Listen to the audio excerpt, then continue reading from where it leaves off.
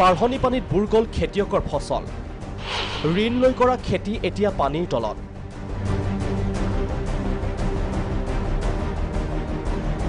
ৰাজ্যত নেৰানেপেৰা বৰষুণৰ ফলত হোৱা বাঢ়নি পানীয়ে শোণিতপুৰৰ বৰচলাৰ কেইবাখনো গাঁৱৰ খেতি নষ্ট কৰিছে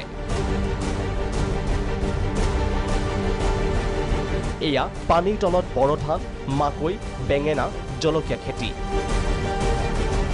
হাহাকাৰ কৃষকৰ এতিয়া পানীত হাত নচৰা অৱস্থা মাকৈ চাকৈ আমাৰ সব বেয়া হ'ল একোৱে নাই বৰধানটো কাটিবই পৰা নাই একেবাৰে পানীৰ তলত বৰধান হয় পানীৰ তলত ফুটাইখিনি আছে এতিয়াও আছে কি কৰিবা ৰাস্তা ঘাটটো মানে মানুহ চলিবই নোৱাৰে নোকা হ'লে আহিব পাৰে নে নাই সব পানী ঘৰত মানে সোমোৱা নাই পানী এইটোৱে আৰু এইফালে এনেকুৱা ধান ইফালে বহুত আছে এইটো পথাৰ যে সব পথাৰ এইটো ধান খেতিৰ পথাৰ এইটো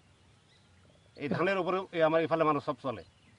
কৃষিৰ উপৰ আছে সব সব কৃষিৰ উপৰত মঙ্গলদৈৰ বৰ আঠিয়াবাৰীতো হাততোলা নৈৰ তাণ্ডৱ মথাউৰি ছিগি সোমাল পানী বাঢ়নি পানীয়ে উটুৱাই নিলে পথৰ এক অংশ যাৰ ফলত যাতায়াত এতিয়া সম্পূৰ্ণৰূপে ব্যাহত হৈ পৰিছে ঠায়ে ঠায়ে কিছু পৰিমাণে পানী হ্ৰাস পালে যদিও পলসে পুতি পেলালে খেতিপথাৰ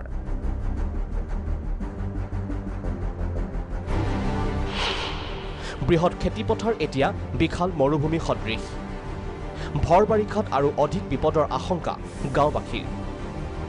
এয়া ওদালগুৰিৰ চাবুক ধৰাৰ পৰিৱেশ বছৰৰ প্ৰথমটো বাৰিষাৰ পানীয়ে টচলচ কৰিলে চাবুক ধৰাৰ অঞ্চল বাঢ়নি পানীয়ে উটুৱাই নিলে বাঁহৰ দলংখনো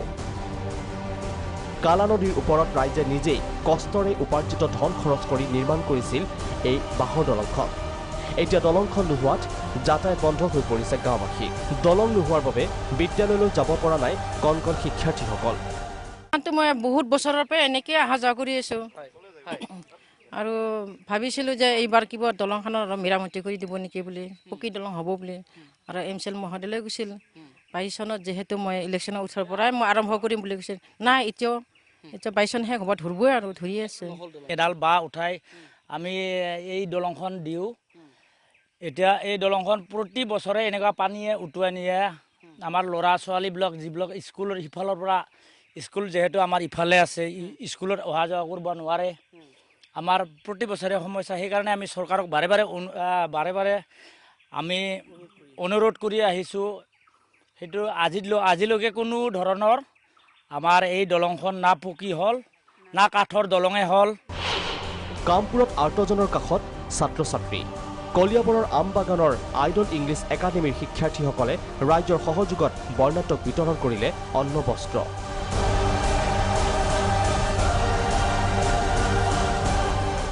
ৰহাৰ বানাক্ৰান্তৰ কাষত সাংবাদিকৰ লগতে নগাঁৱৰ অনুসূচিত জাতিৰ কেইবাটাও জাতীয় সংগঠনে বিতৰণ কৰিলে খাদ্য সামগ্ৰী বানৰ মাজতে ৰাজ্যত আকৌ সংঘটিত কেইবাটাও মৰ্মান্তিক ঘটনা ৰহাত পানীত পৰি মৃত্যু দুজনৰ